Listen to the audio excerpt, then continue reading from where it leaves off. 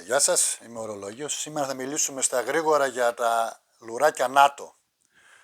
NATO είναι αυτά εδώ.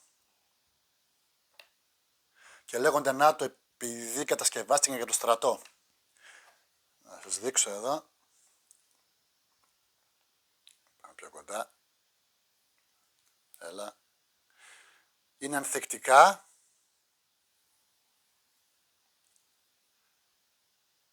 Και έχουν μια παραπάνω ασφάλεια. Θα σας δείξω σε λίγο.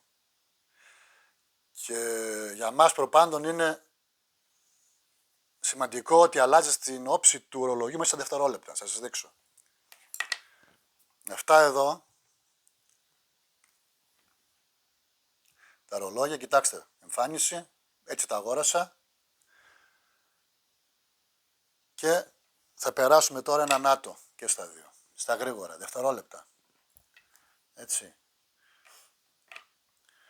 Βγάζουμε τις μπάρες, δεν ξέρω πώς θα είναι ακριβώς τα ελληνικά αυτά, τις ξαναβάζουμε, ας πάρουμε αυτό.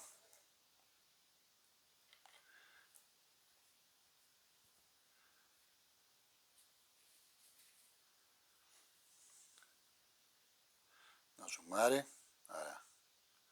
Περνάμε από πάνω τη μία μεριά, τη μακριά.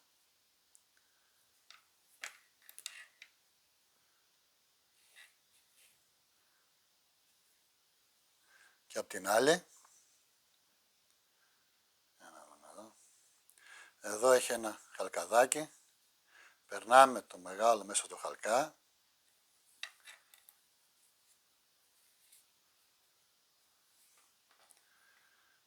Και μέσα στα δευτερόλεπτα αλλάξαμε την όψη του ρολογιού. Το ίδιο και στο άλλο παράδειγμα.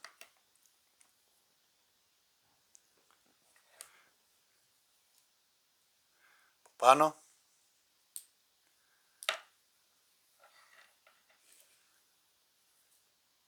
Την άλλη μεριά. Και μετά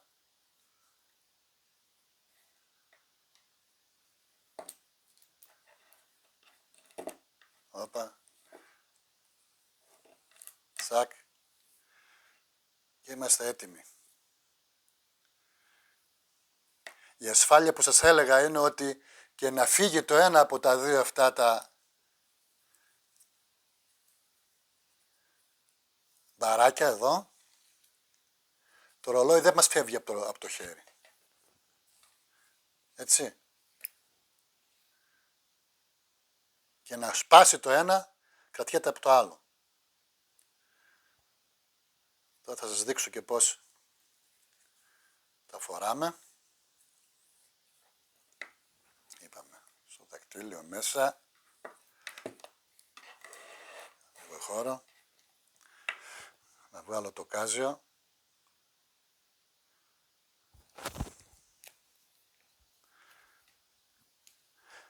Έχω και μερικά κβάρτς ρολόγια, εκτός τα μηχανικά. Λίγα, αλλά έχω μερικά.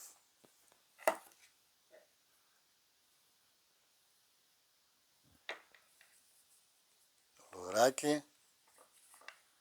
Τώρα με τα γάντια λίγο δυσκολεύομαι. Όπα! Όπα!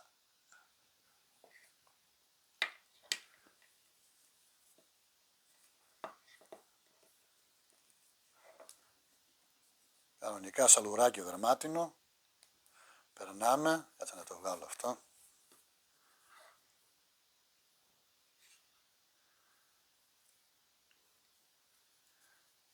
Μέσα από τους δύο χαλκάδες.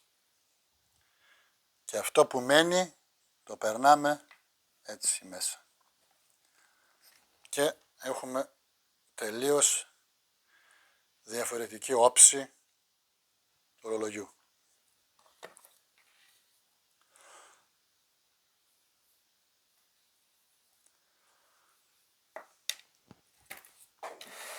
Αυτό ήταν, τα λέμε.